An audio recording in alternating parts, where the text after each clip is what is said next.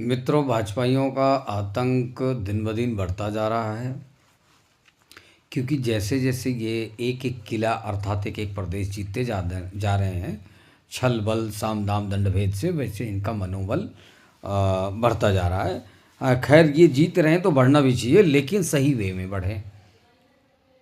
अगर तुम धन लूट रहे हो तो लूटो, तुम्हें देश थोड़ी रोक पाएगा।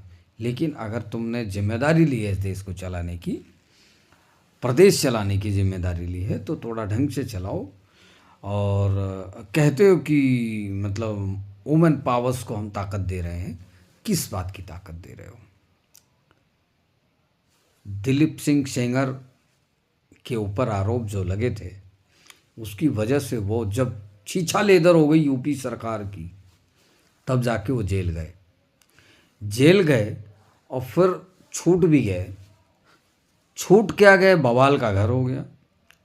इधर छूटे, उधर मीडिया में हाईलाइट हुआ, और जो विक्टिम थी महिलाएं, जिनके ऊपर जो पीड़ित थी सेंगर से, उन्होंने विरोध करना शुरू किया तो उन्हें मीडिया ट्रायल मिल गया। बहुत से लोग उनके साथ समर्थन में पहुंच गए दिल्ली, और दिल्ली वो धरना दे ही रहे इसी ठंड में, कड़ाके की ठंड में।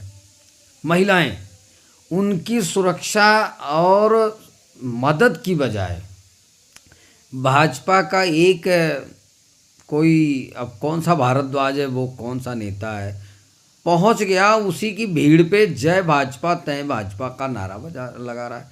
नरेंद्र मोदी जिंदाबाद के नारे लगा रहा है, बीजेपी जिंदाबाद के नारे लगा रहा है। अरे यार, वो हो इतनी गिरे हुए हो। भाजपा अगर पिछले चाल चरित्र को देखे, अगर वास्तव में वो वही है, तो देखिए कितनी संस्कारी पार्टियों में गिनी जाती रही है। क्या सच में बीजेपी पूरी तरह से नरेंद्र मोदी ने हैक कर लिया है? वास्तव में बीजेपी अब वो बीजेपी नहीं रही जो पहले थी। मतलब इतना भी नहीं है कि आप शासन सत्ता के घमंड में, सेना पुलिस सीबीआई सब कुछ के घमंड में आप किसी की ना सुने। आपको सत्ता इसलिए नहीं मिली है कि आप किसी की ना सुने। महिलाएं आपके घर की हों, किसी के घर की हों, पूरे देश की हों, अगर वो आपके राज में सुरक्षित हैं तो ही आप अच्छे आदमी माने जाएंगे। चाहे आप बीजेपी से हों, चाहे कांग्रेस से हों, किसी पार्टी से हों। इज्जत करना सीखो, नहीं तो ये जनता फिर तुम्हें उतार के फेंक देगी, कहीं के नहीं रह जाओगे।